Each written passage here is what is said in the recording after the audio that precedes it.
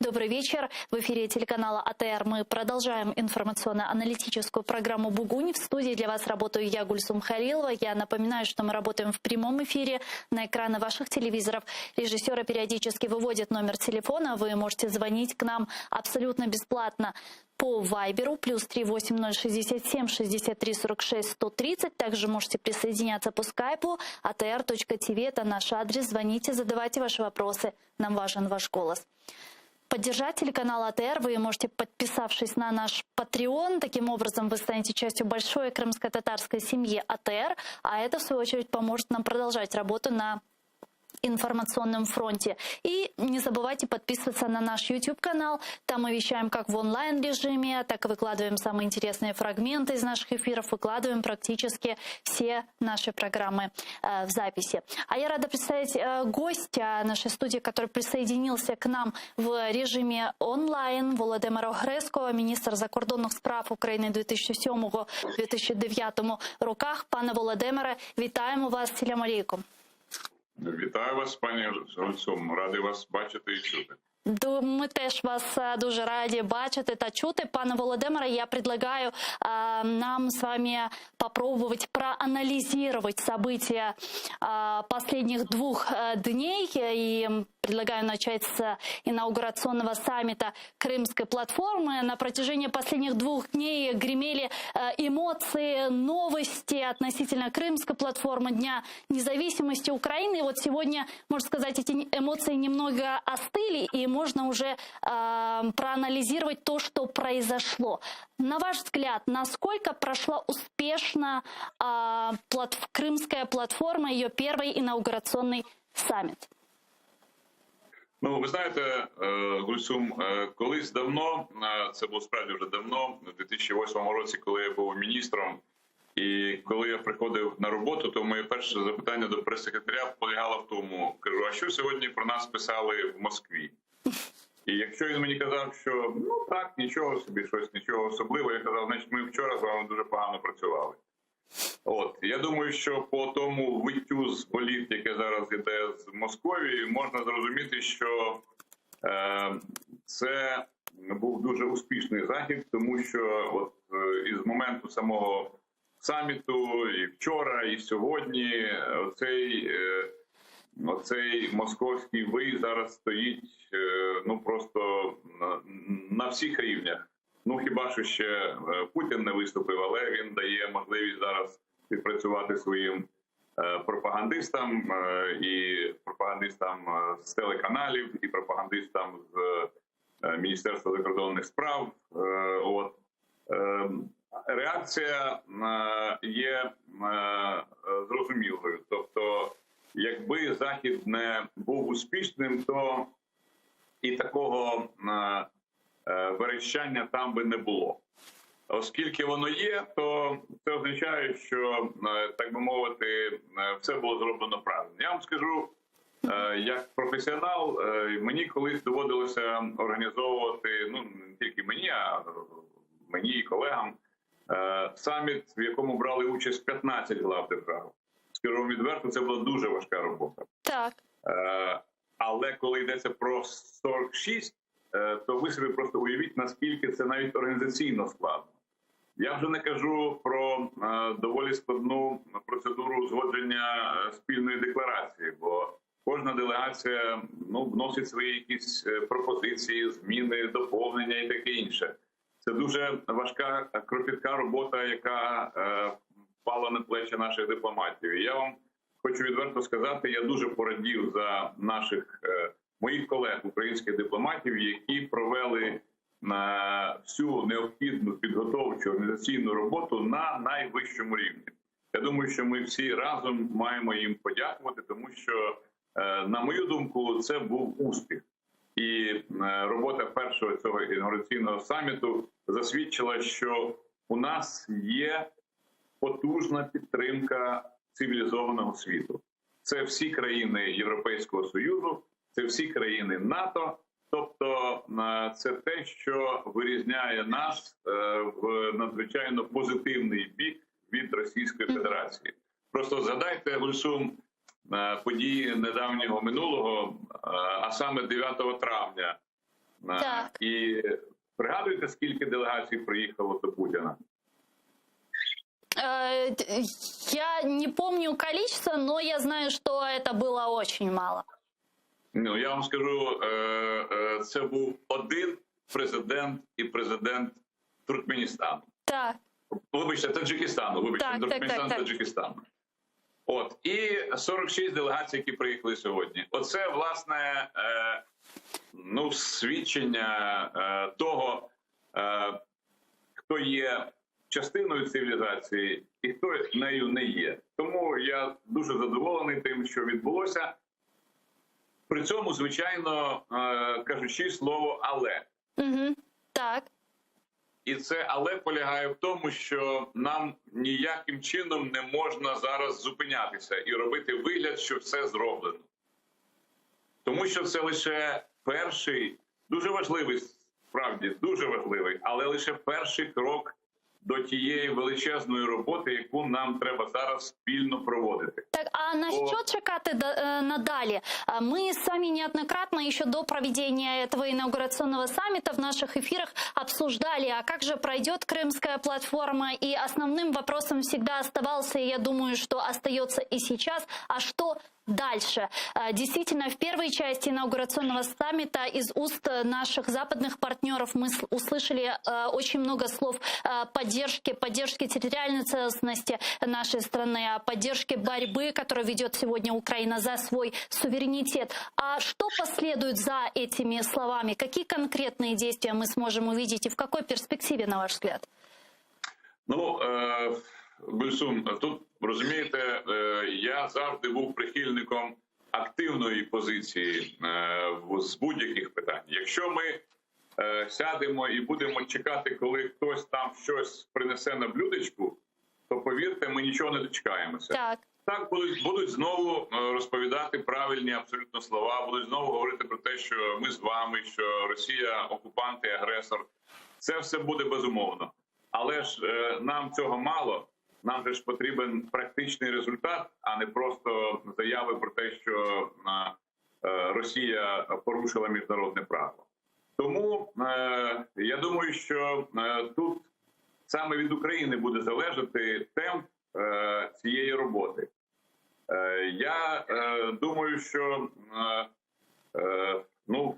як експерт, як людина, яка теж трошечки долучалися до обговорення деяких моментів при підготовці і так далі. Я так само зараз буду радити нашим колегам в міністерстві і дякувати їм за проведену роботу. Особливо хочу наголосити роботу Еміне Джепар, бо вона зробила справді фантастичні речі. І я вважаю, що ми повинні відзначити і її особисту роль, і роль колег, бо працювали всі натхненно і, знаєте, так, по-справжньому. Це не з-під палки, а коли люди відчувають, що вони роблять справді велику і потрібну річ. Але зараз нам потрібно подумати над тими напрямками роботи, які визначені, а саме безпековий напрямок, тобто що має відбуватися в Чорному морі. Адже Росія сьогодні фактично хоче перетворити Чорне море в своє внутрішнє море. Вона вже нас практично відтиснула від Азовського моря. Вона навколо Криму зробила практично частину територіального моря, в яке ніхто не може заходити, тому що вони вважають, що це їхнє. Вони намагаються відтиснути нас навіть в західному регіоні Чорного моря і так далі, і так далі. Тобто питання в задачі, що ми робимо в цьому напрямку? Як ми організовуємо цю роботу з нашими колегами по НАТО? Які ми проводимо там військово-морські, скажімо, там навчання, маневри? Що ми робимо на українському узбережжі Азовського і Чорного морів? Як ми показуємо Російській Федерації, що Крим – це окупована територія і якими засобами? Я так підвожу до думки про британський «Дефендер». Тобто він прийшов один раз, а можливо треба, щоб він приходив раз на тиждень, а можливо раз на 3 дні. а можливо, що це був не один Defender, щоб їх було там 5. Ну і так далі. Тобто це все речі, які потрібно глибоко аналізувати, розуміти всі плюси і мінуси тих чи інших акцій, але так само діяти. Нам потрібно, безумовно, домовлятися з нашими натівськими партнерами в Чорному морі, з Туреччиною, Болгарією, з Румунією. Нам потрібно домовлятися з Грузією як партнером НАТО і думати, яким чином ми можемо спільно проводити певні заходи. Нам треба, безумовно, забезпечувати, щоб американський 6-й флот з Середземного моря був постійно присутній в Чорному морі. Нам потрібно, щоб там були британці, голландці, ну, одним словом, ті країни, які можуть реально впливати на ситуацію. І так, власне, має бути все побудовано по всіх напрямках. Дивіться, а права людини, ну, хіба ж можна просто цю тему заговорювати? Порушуються права українців, порушуються права кримських татар, порушуються права журналістів, порушуються права священників і так далі, і так далі. Ну, це ж очевидні речі. Але ми повинні так само подумати, де, на яких форумах, що ми робимо, чи ми робимо це окремо, чи ми робимо це з групою країн, чи ми робимо це з усіма підписантами Кримської платформи, як ми проводимо ті чи інші заходи, як ми організовуємо тиск на Російську Федерацію і так далі, і так далі. Візьмемо економіку, теж очевидні речі. Тут, мені здається, у нас колосальне поле для діяльності, тому що ми можемо справді довести нашим партнерам, тепер вже співорганізаторам цього процесу, тому що всі країни, які взяли участь, це вони мають власне рівні права в тому, щоб пропонувати робити свої пропозиції, пропонувати свої ідеї і так далі, і так далі. Пане Володимире, извините, я вас перебила. А увидели ли вы эту готовность у наших западных партнеров? Мы ведь понимаем, что основным элементом политико-дипломатического пути возвращения наших территорий это санкционное давление в отношении России. Увидели ли вы готовность у наших партнеров, западных партнеров, и не только, которые приехали на саммит Крымской платформы, ужесточать это санкционное давление? Ну, отут, Гульсум, якраз я хотів про це говорити, бо, скажімо, економічний напрямок, він найбільш в даному випадку є перспективним. Чому? Тому що уже зараз є певний рівень цих санкцій, які, на мою думку, є недостатніми. Тому що, хоч вони і діють, скажімо так, на те, що відбувається в Криму, але, мені здається, інструментів для тиску на Росію в цьому плані є значно більшим. Так, безумовно, говорили, безумовно, казали загальні фрази, але, бачите, до тих пір, поки ми ці загальні фрази не перетворимо на конкретні заходи, і допоки ми не переконаємо наших партнерів, що в наших спільних інтересах зараз продовжувати санкційний тиск на Російську Федерацію, то я боюсь, що ми надзвичайно серйозних кроків в цьому плані не зробимо. Тому все знову ж таки залежить від позиції української сторони, від позиції наших безпосередніх партнерів, які нас підтримують. І тут я можу сказати і про американців, і про канадців, і про британців, і про поляків, і про представників Балтійських країн. Одним словом, тут ми повинні бути ініціативними. Якщо ми запропонуємо вже на рівні не такому високому політичному, а, скажімо, на робочому рівні, на рівні, скажімо, там, послів, провести ті чи інші заходи, обговорити, домовитися і так далі, оце буде означати, що Кримська платформа не заговорилася, що її не заговорено і не забалакано, а вона починає реально працювати. От цього я хотів би досягти як просто експерт, як спостерігач до певної міри, але я буду намагатися, і не тільки я, але і багато дослідницьких центрів, які взяли участь в організації цього заходу, експертів, політиків, політологів, які готові запропонувати ті речі, які потім офіційно влада може винести на обговорення для того, щоб цей процес перейшов в таку дуже чітку практичну площину. В своей речи лидер крымско-татарского народа Мустафа Джемилев и президент Украины Владимир Зеленский упоминали Будапештский меморандум 1994 года, где Соединенные Штаты Америки, Британия, Украина и Россия подписали меморандум, и наши партнеры гарантировали нам нашу территориальную целостность. Россия в одностороннем порядке нарушила этот меморандум, и сегодня страны Соединенные Штаты Америки и Британия, которые гарантировали нам нашу территориальную целостность, мы видим, насколько эффективны их действия в этом ключе. Как вы думаете, есть ли сегодня целесообразность апеллировать к Будапештському меморандуму? Ви знаєте, я думаю, що будь-які інструменти, які у нас є і які ми можемо задіювати, не треба відкидати. Звичайно, що Російська Федерація в цьому плані як підписант, але і як перший і найголовніший порушник Будапештського меморандуму в розрахунки не береться. Але у нас є серед підписантів такі країни, як США, як Британія, Франція, той самий Китай навіть. І я думаю, що якщо ми знайдемо якийсь певний підхід в цьому плані, де ми і як ми можемо цей Будапештський меморандум використовувати, то мені здається, ми повинні цим скористатися, і всі елементи, які у нас в даному випадку будуть на столі, використовувати на 100%. Чи це відбудеться відразу і у якій формі? Ну, ви знаєте, в таких випадках публічно такі речі не обговорюються.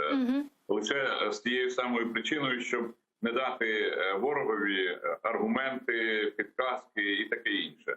Тому тут я так само хотів би, щоб наші глядачі зрозуміли, що за цими, ну, бодай загальними заявами і так далі, все-таки криється серйозна, так би мовити, позашлункова робота, коли експерти будуть, я дуже сподіваюся, сідати за один стіл, обговорювати, домовлятися, і тоді вже це буде переходити в практичні кроки.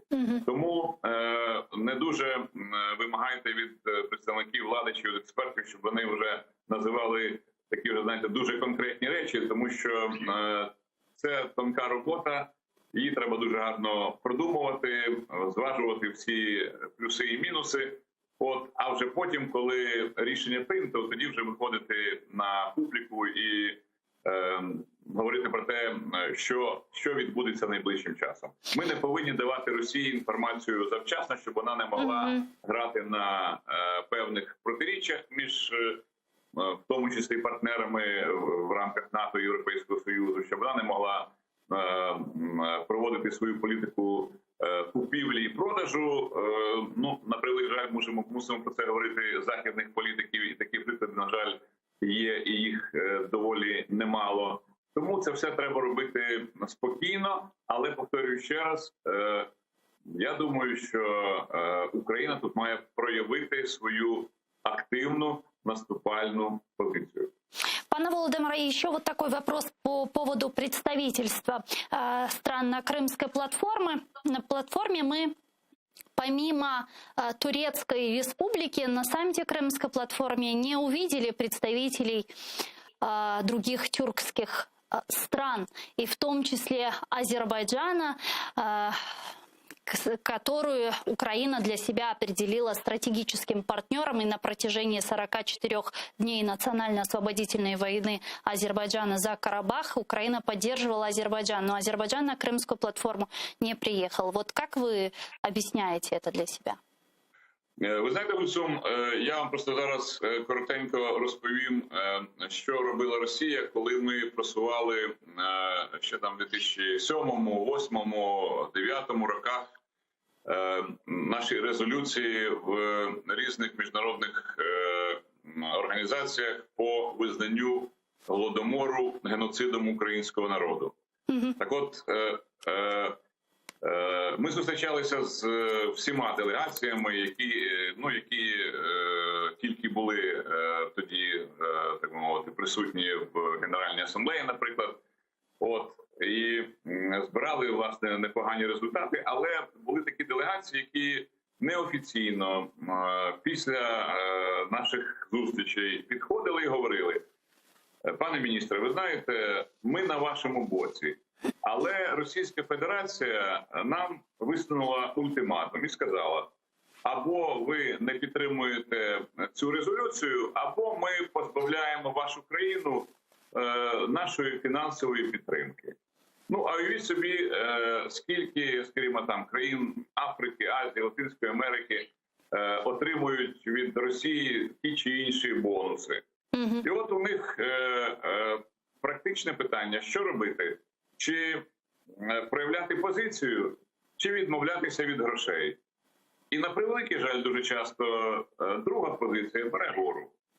Знаєте, я думаю, повертаючись до Азербайджану, що тут спрацювала та сама система. Тобто це шантаж. Це шантаж. Ну, ви знаєте, це норма російської зовнішньої політики.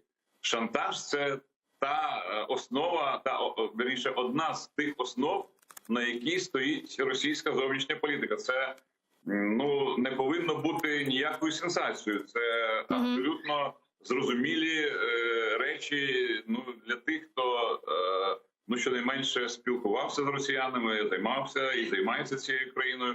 Це брехня і шантаж – це два стовпи, на яких стоїть російська зовнішня політика.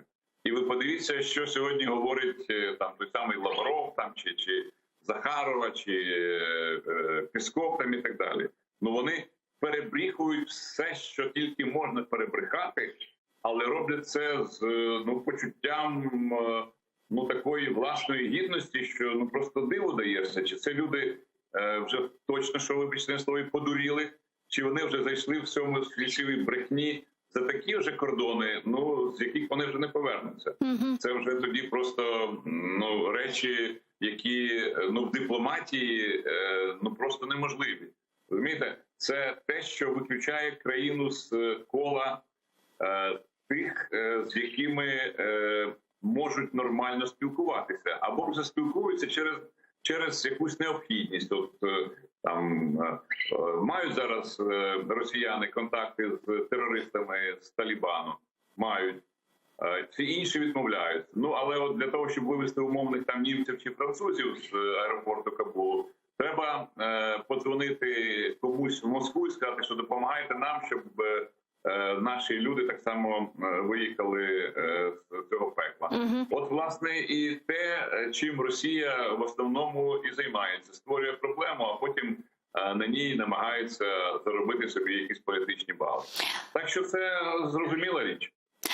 Сегодня многие политические аналитики, политики говорят о том, что канцлер Германии Ангела Меркель также попала в этот фарватер шрёдеризации, в особенности после встречи с Путиным в Москве, когда она его дважды назвала своим близким другом, а министру иностранных дел России Лаврову и вовсе сделала реверансы. Потом приехала в Украину, в Киев, встретила Зеленским, и говорят, что был довольно такой холодный визит.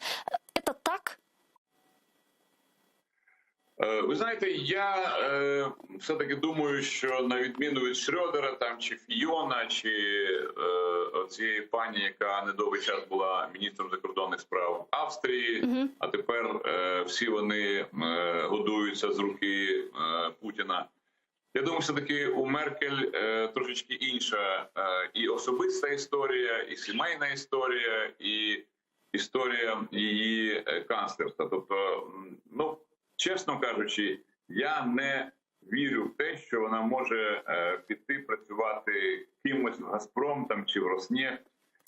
Це була б, знаєте, просто політична катастрофа для ХДС.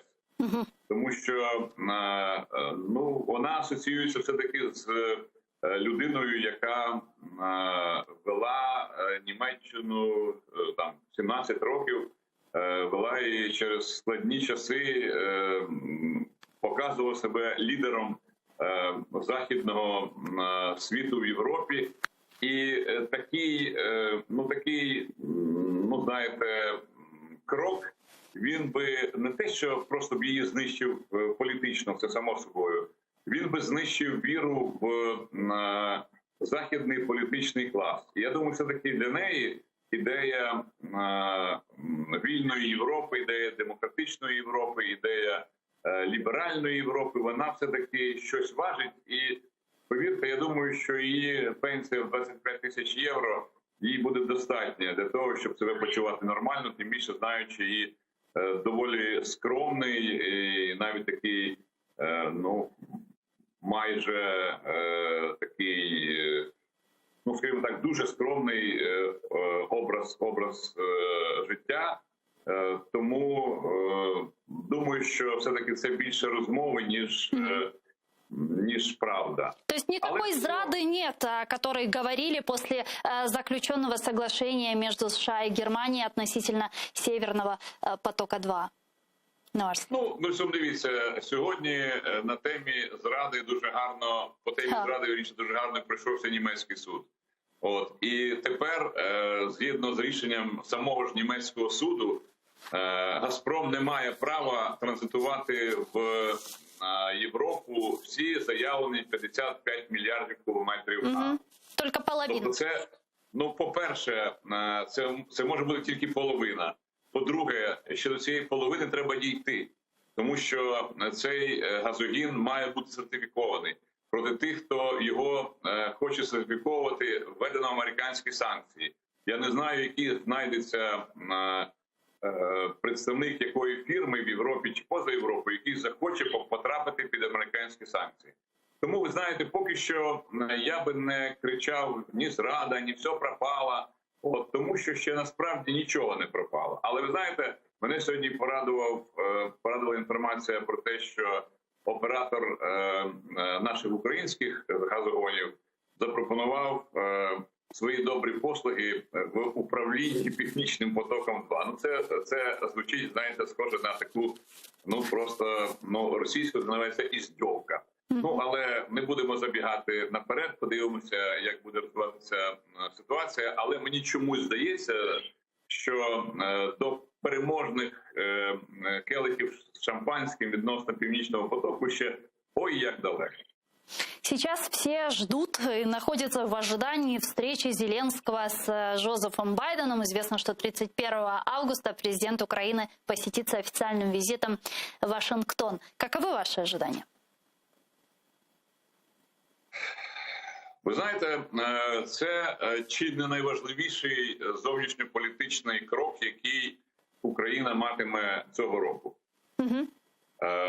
Бо від нього залежить дуже багато в україно-американських відносинах і в тому, що ми матимемо, в тому числі і з таких питань, як Кримська платформа, в тому числі з таких питань, як наближення до НАТО, тобто тих речей, які врегулювання, звичайно, ситуації на Донбасі, вірніше подолання наслідків російської агресії, і таке інше, і таке інше. Тому я думаю, що ну, президенту треба зробити максимум можливого, щоб між ним і президентом Байденом встановилися довірливі, дружні стосунки, як просто між людьми. Це запорука того, що потім всі ті моменти, які у нас є на порядку денному, а їх у нас справді немало, і ми про це чудово знаємо, але якщо політики довіряють один одному і у них немає там десь за спиною відчуття, що щось не так, щось мені не договорюють, щось мені не так мене інформують, то повірте, тоді питання, які стоять на порядку денному, розв'язуються значно легше. Тому, мені здається, треба бути максимально щирим, треба чітко і ясно визнавати там, де у нас є помилки, і пояснювати, яким чином ми ці помилки чи проблеми будемо вирішувати. І якщо ця довіра запанує між двома президентами, то, повірте, тоді будь-які проблеми при щирості української влади, скажімо, в боротьбі з тією самою корупцією, але знову-таки не гаслами, а дуже конкретними діями, в доведенні до пуття судової реформи, про яку ми всі добре чуємо, але так чи інакше вона ще досі не може запропонувати якісь практичні кроки, щоб оця ціла маса продажних суддів, які тягнуть Україну не в ЄС, а в совок, щоб вона нарешті зникла. Ну і так далі, так далі. Ми знаємо весь цей перелік проблем, які у нас на порядку денному. Но тем не менее, вот многие аналитики говорят, что на фоне Афганистана Украина могла бы себя проявить как надежного партнера во время визита в Вашингтон. Ні, ну, ви знаєте, порівнювати Україну з Афганістаном можуть лише ті люди, які або не розуміють, що робиться в Афганістані, або ті, що не розуміють, що робиться в Україні. Бо це абсолютно різні речі, абсолютно різні ситуації. Бачите, коли Байден оцінював те, що відбулося в Афганістані, він, мені здається, сказав дуже важливу фразу, що США допомагає тим країнам, які борються за свої ідеали. Так, да, річ об этом. Так от Україна вже 7-й рік демонструє з зброєю в руках, що вона бореться за свою свободу, а це для нас найбільший ідеал.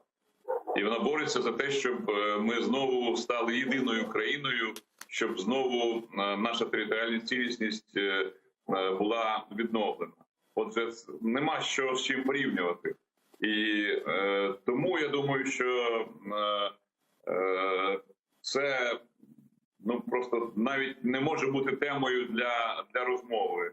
Ми задекларували своє бажання бути в НАТО і в Європейському Союзі, ми європейська держава, ми підтримуємо ці цінності, які є цінностями для західних країн. Тому ми тільки можемо просити посилити цю підтримку. Адже згадайте, що от за період десь з 4-го по цей час, по 18-й рік, США витратили на підтримання Збройних сил Афганістану, там, управлінців і так далі, 2 трильйона доларів. Більше 28 мільярдів доларів. На потреби українських Збройних сил щороку американці виділяють 250-300 там і так далі. Тобто це зовсім інший порядок цифр. Тобто якщо ми доведемо, в тому числі під час цього візиту, американським партнерам, що ми готові ще більше просувати цінності свободи в Україні, захищати і боротися за права, в першу чергу права людей, бо для американців це найбільша цінність. Пане Володимире, тоді я думаю, що і допомога з боку США може бути більшою, а відтак і наша спроможність захищатися, а можливо в якийсь момент і не лише захищатися, але і наступати, буде більшою. Пане Володимире, и вот последний вопрос. Мы затронули с вами тему Афганистана. Мне интересно ваше мнение. Как вы думаете, все то, что сегодня происходит в Афганистане, выход Соединенных Штатов Америки из Афганистана, каким-то образом повлияет на серьезные геополитические изменения? И несет ли ситуация сегодня в Афганистане какую-либо угрозу России?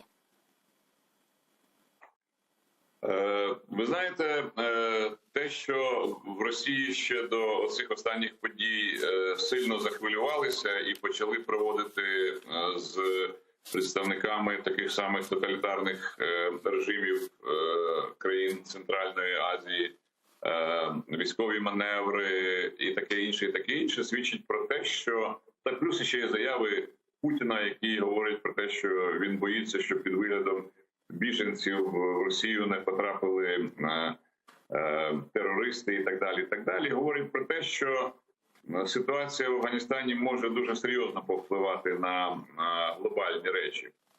Дивіться, чим може пробудувати себе Афганістан сьогодні? Та, власне, нічим, крім наркотиків. А як наркотики можуть потрапити в країни Європи і далі на Захід? Тільки через Росію. А ви знаєте, який рівень наркоманії сьогодні в Росії? Він зашкалює. Це справді національна проблема. А якщо нема роботи, а якщо це тільки наркотрафік, то куди будуть рухатися тисячі і тисячі біженців? Ну там, де є якась робота. Але я думаю, що це зовсім не буде Таджикистан, чи Узбекистан, чи навіть Туркменістан. Це буде трошки далі. От. Тому для Росії насправді зараз настають доволі складні часи. І ще невідомо, яким чином це все позначиться на ситуації в самій Російській Федерації. А знаєте, люди, які виросли з ідеологією агресивного ісламу, вони дуже швидко можуть потрапити і на Кавказ, і почати роботи з місцевим населенням саме там. А тоді вже Росії буде зовсім не переливки. Одним словом, там виникає дуже багато речей, які можуть повпливати на ситуацію в Російській Федерації, які можуть дуже серйозно змінити увагу влади Росії. І в цьому контексті я не виключаю, що це може полегшити нам ситуацію і на Донбасі, і в Криму. Так що я думаю, що та радість, яка в перші хвилини була в Кремлі, що, мовляв, американці проіграли і вони убираються вон, вона може в кінцевому рахунку дуже серйозно повпливати на ситуацію в Росії, а відтак і на багато інших глобальних тем, в які залучена Російська Федерація. Дякую вам дуже, пане Володимире. Чохсагумна, що нашли время і підключились к нам в ефір, ответили на наші вопроси. Володимир Огреско був з нами на прямому зв'язку. Міністр закордонних справ України 2007-2009 роках. А мы с вами не прощаемся, мы сейчас прерываемся буквально на 4 минуты. Далее эфир телеканала АТР продолжает информационная программа «Заман» на украинском языке. Самые актуальные новости сейчас не пропустите, а после мы вернемся в эту студию и продолжим информационно-аналитическую программу «Бугунь». Куршкенч.